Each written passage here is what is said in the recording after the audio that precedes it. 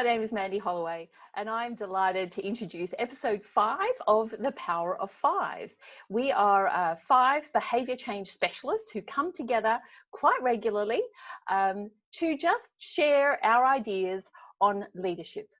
And what we'd love to do is, and our intention is that you walk away with some different insights, some different thoughts that you can actually go away and put into practice and action back in your workplace. So I'm delighted to be here to introduce episode 5, and what we're going to look at here on the topic, I think it's a really interesting one, and I know from my experience it's popped up a lot over recent months. And that's the importance of trust and empowerment, and that they are essential ingredients to exceptional remote working.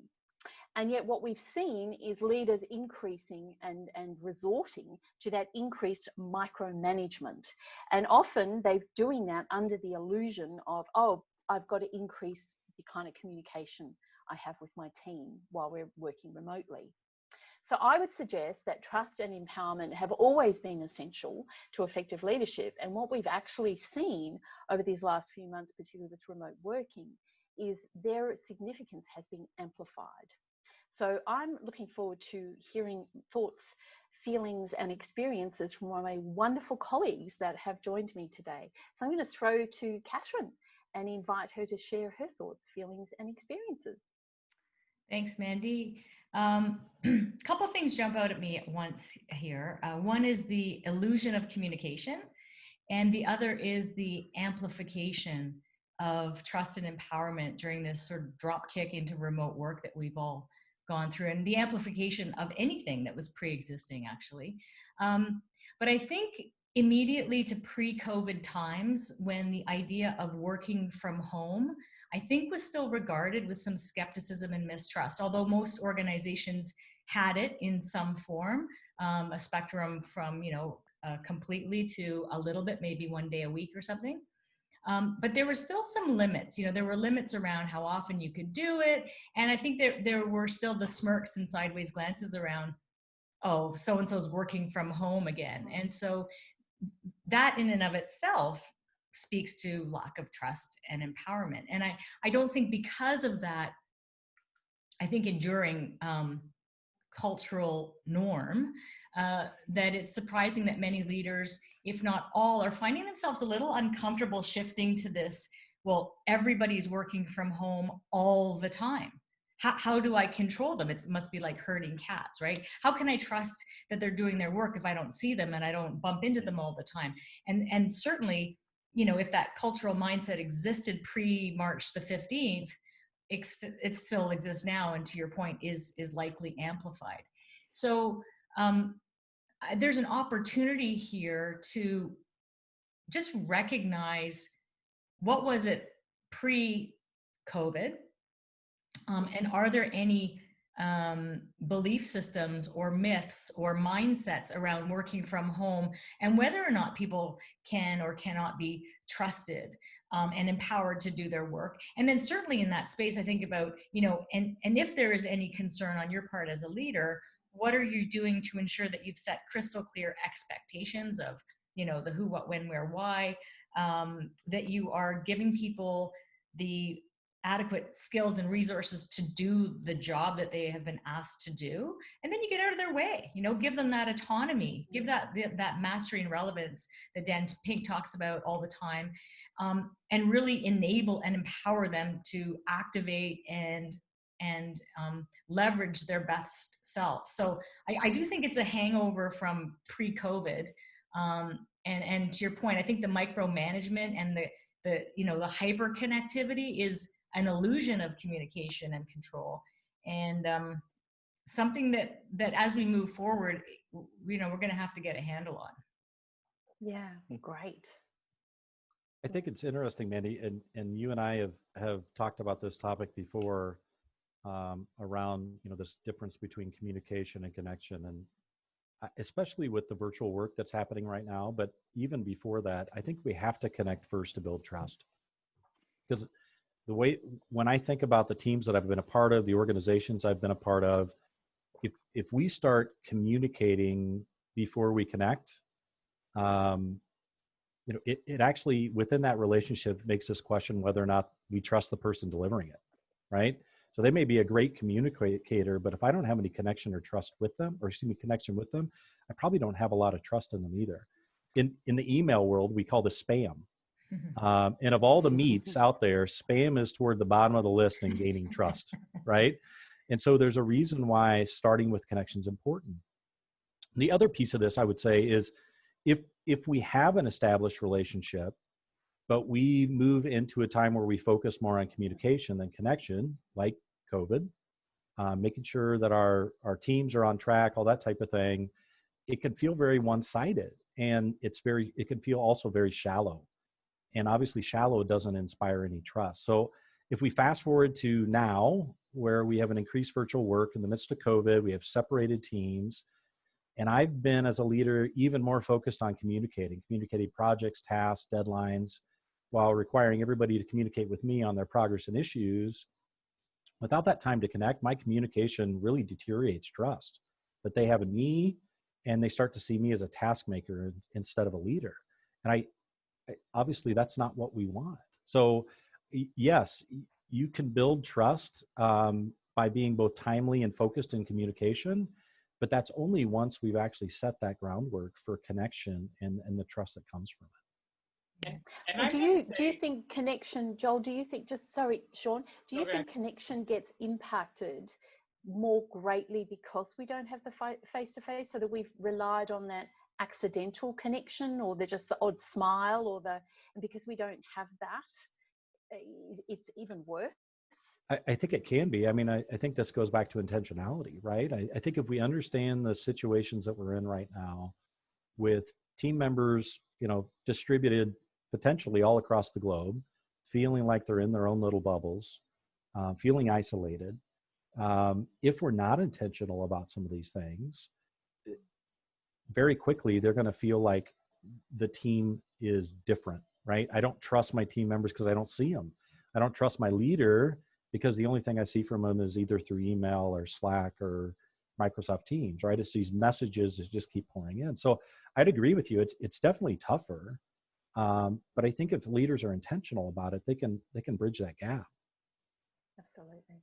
Shawn. Yeah, I was just going to say, I'll change the conversation a little bit. It's about results, period.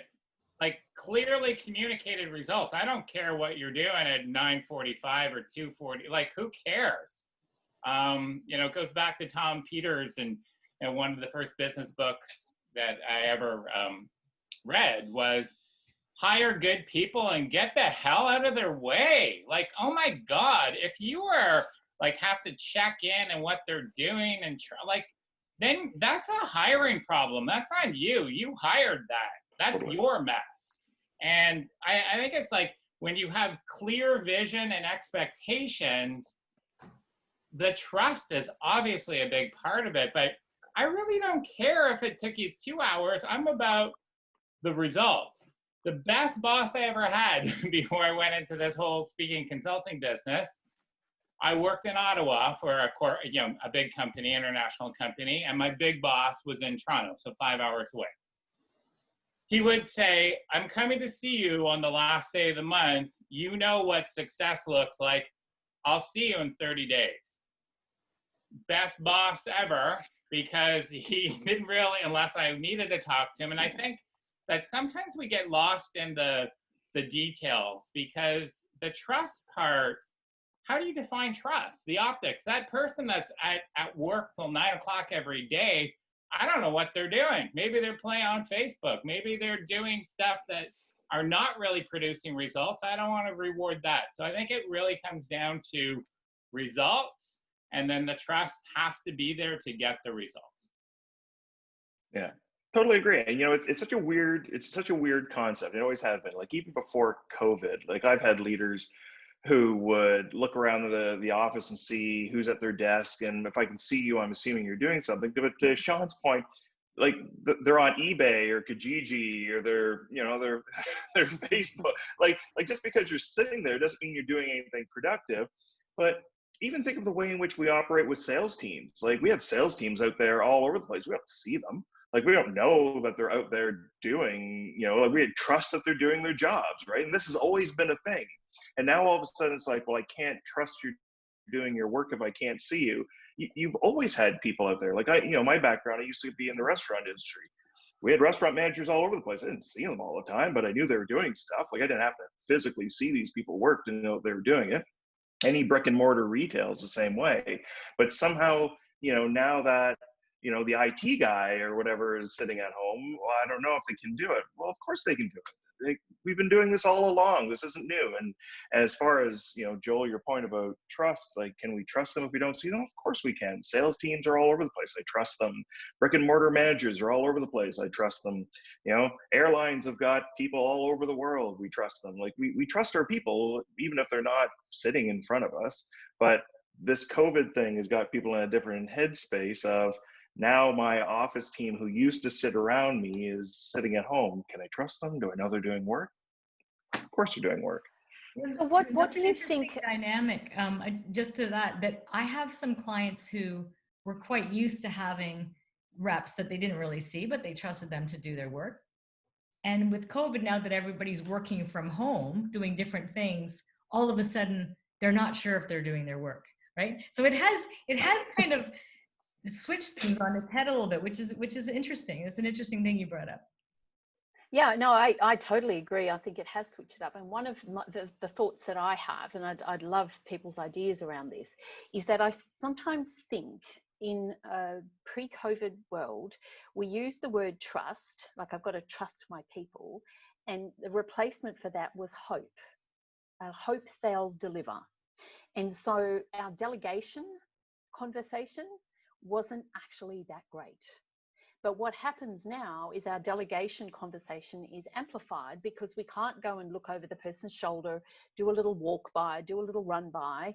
And so therefore our poor leadership capability when it comes to delegating is actually being exposed.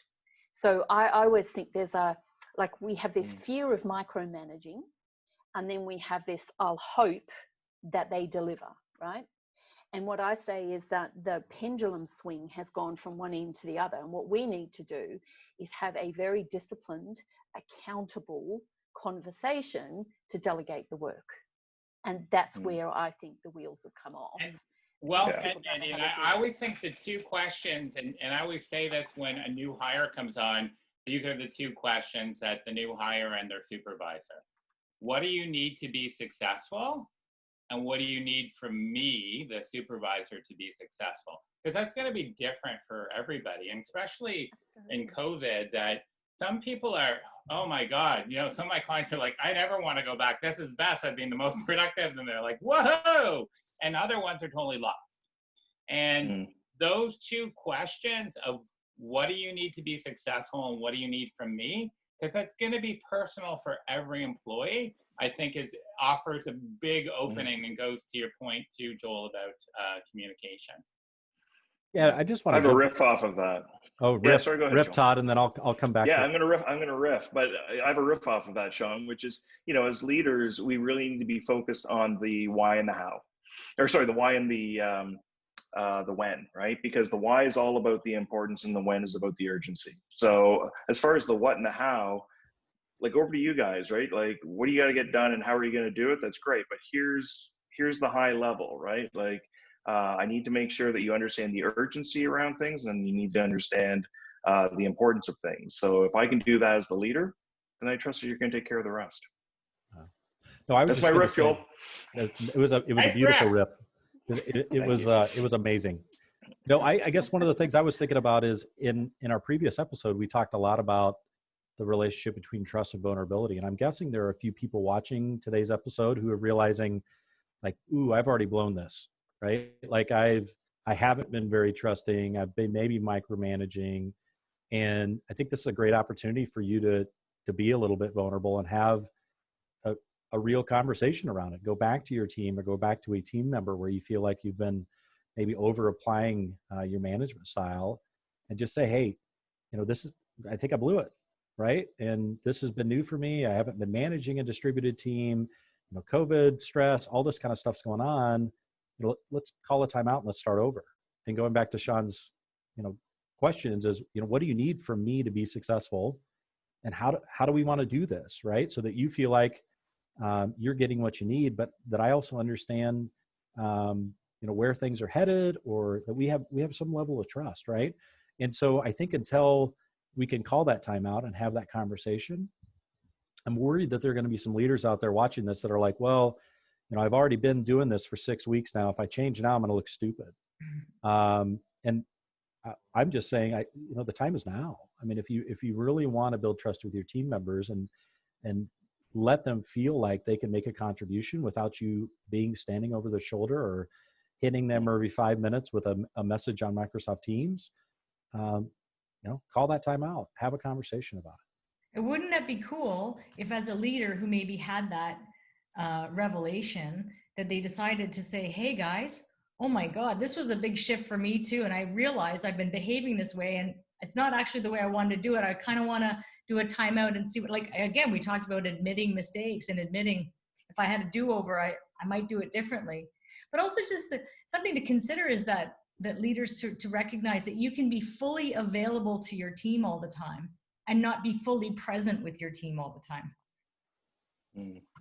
Yeah, and I think there's I think in previous episodes we've also spoken about, stop looking for the next bright shiny thing and use some of the foundations. And one of the foundational pieces that we know about delegation is looking at the level of skill and the level of will that the person brings. And so I know we're talking about micromanaging, but there could also be opportunities and times with younger people where they're taking a lot longer to do things because you're actually not helping, you're not even recognizing they don't have the skill. So, actually doing some thinking, because the leaders are so overwhelmed. I'd love your experience that sometimes I think they're delegating on the run in complete overwhelm. They don't think about who they're delegating to. They're maybe either micromanaging or just hoping the person delivers. They're not actually preparing and really thinking about the level of skill and the level of will the person brings. And that should be driving their conversation. Yes, Shawn. I think that, Mandy, is I'll also take it the other things that make us successful. There's a TV commercial right now here in Canada, or I think it's actually in the US as well. And it shows the employee at lunch goes out on the lake and goes sailing, or I don't know, some kind of crazy thing that I can't relate to. But anyways, he had a lot of fun at lunch for a half an hour, then jumps into his SUV and takes a call from the boss, because it said boss on the radio, so I knew it was the boss. And my wife says, "Oh, see, that's the boss's worst nightmare, that they're taking off at lunch." And I said, "Actually, that's the best, because I bet you that guy's going to be way more productive in the afternoon because he left the computer and got outside." And so I do think that it's also questioning some of our long-held assumptions. To me, the most valuable employee is not the one that's chained to their desk for 14 hours. I'll take the one that takes a 2-hour lunch and goes for a walk and has other interests. And I think it's redefining that, because I think sometimes in the old way, 4 months ago, the person that always had the light on and was late, and to Todd's point, we don't know what they were doing, was rewarded. And it goes back to show me the money, right? What's the results? I don't care if you're not a McDonald's employee punching the clock. It's the results at the end of the day. Sure. I can speak for myself too. Like, I usually hit my wall by 3 o'clock. Right? Like, you still got to put in those extra 2 hours at the desk, right? But 3 o'clock's a toughie. Yeah. And what do we care if it takes somebody 2 hours and let them go sail on the lake for 6 or 8 hours? I mean, if they get the same results in the day, it shouldn't really matter. Or go fishing, Joel. Yeah, that'd be great too. and I think back to 2 episodes, I think it was episode 3. There were so many gems in all of these, but the power of saying no, right? And I find that in the last couple weeks, I've had to say no to a whole bunch of things that I kind of would like to do, but it's not in my quadrant 2 right now, and I got to stay laser focused on the results. And it's not easy to do, right? Is to say no, and the people that were in the habit of saying yes to everything are really struggling right now. Yeah. So isn't that the very essence now, of empowerment? Sorry? I was just going to say, isn't that the very essence of empowerment? Absolutely. It's letting people make their own choices. Sorry, Todd. 100%. 100% agree. Shawn, I'm working with a client right now that's giving permission to their teams to block out time in their calendar with no reason as to why it's blocked out. So if you're going for a walk, you're gone fishing, you're having lunch, you're doing whatever, exit out. That's your time. No questions asked. You know, hockey's coming back here in North America, and apparently there's going to be 4 games a day, all day. That's going to be a major challenge for me. I'm just saying. No, it won't. Major challenge. No, it won't. Just make it a priority. I'll watch with you. Sure. That's 12 hours of hockey, though, to start every day. So does anybody have anything else they'd like to say around that whole illusion? Like, I think there's been a lot of illusion of a lot of communication and a lot of connection. Any insights from that, from your clients? Well, I think to connect to what Joel said at the beginning, you know, there is, and it might not even be a deep acceptance of this, but there's a frenetic sort of superficial acceptance that as long as I'm, you know, talking to my people all day long, I'm connecting, and we have this bond, and I'm there for them. As opposed to taking that pause and thinking, you know, what are we actually accomplishing, and how are we? So if we were a team, we've got 5 different people who, to Todd's point, we might have 5 different sweet spots of ultimate productivity and focus. We have different skills and experiences and backgrounds. Just again, beginning to notice, what might my illusion be around how awesomely we are going through this, you know, COVID, this, you know, as I call it, the drop kick into remote work. You know, am I harboring any illusions here? Or, you know, where can I really just take a pause and watch the tapes, you know, as Shawn says sometimes. Yeah, I had a client say to me, and it was, and they related it like, so I think what I've been doing is asking questions like, how are you? And the person will go, fine. Oh, tick the box. Excellent. I've asked them how they are. They've said they're fine. Yeah. And I'm going, those are really, exactly. I've said, those are lazy questions. Those are not questions that are actually promoting connection. That's you communicating, going, I need to just check how everybody is. And I've, you know, or I'm good. And I go, that's not what we're talking about. Yeah. That's a great example of the illusion, I think. Yeah. So very aware of our time, because I know us 5 could talk forever. How about we go round and do quick takeaways? If everybody can do one succinct takeaway, so that we've summarized this for the wonderful people that are listening to us, and particularly with a focus on what could they go away and do differently. Joel, you happy to step in first? Yeah, I'll go back to a point I made earlier. I think it's never too late, right, to change the way you're leading people. And so if you have been that micromanager, or you feel like you've gotten off on the wrong foot, or maybe you're doing well and now you've fallen back into old habits, it's never too late, right? Be a little bit vulnerable, call a timeout, and work with people and give them what they need instead of what you think you're willing to give. And for a lot of us, I've had one client that told me here recently that during COVID, he felt like at times he was the salesperson at like a clothing store. You know, when you walk in, they're like, hey, can I help you? Is there anything I could get you? You know, you're looking for jeans, you're looking for this, and you're like, no, I'm good. I'm just going to look around. And then 2 minutes later, they're like, is there anything I can help you with? I mean, at a certain point, it becomes annoying, and it's meant to help, but it really is more of an annoyance or irritation. So to have that conversation, like Shawn said, of just, hey, how can I best help you? And how do we want this to look so that you get what you need and I get what I need? Great. Yeah. Well, Shawn, how about you? Joel mentioned you, so let's go to you. Yeah, thank you. I would say my advice to leaders, and it would be no different than any other time, have a really clear vision of success and clearly communicate it. I can't believe how many times I've spoke at company retreats and I said, so what does success look like? And they all kind of look at each other. So have that clear definition of success. I mean, I think we all ask those questions is, what does success look like? How are you going to measure it? Sound like really simple questions, but focus on that, and then the trust part layers in underneath that. Yeah, I would say exactly the same thing. You know, circle back with your team and ensure that they know what is expected of them to drive those results. The who, what, where, why, when, whatever all those W's are. W5. W5. Yeah. And then W5. the most important part is once you've confirmed that yes, they understand what I understand, leave them alone. Leave them alone for a whole week and see how you feel. And then see what happens. You really notice what happens when I force myself, you know, Houdini myself, and just leave them alone. Let them do their job. See what happens. Awesome. Yeah. And I would add one more thing on top of that, which is I would even tell them up front, hey guys, here's what's going to happen. This is what needs to get done. You're all grown adults. Take care of it. Best of luck. If you need me, you know how to reach me.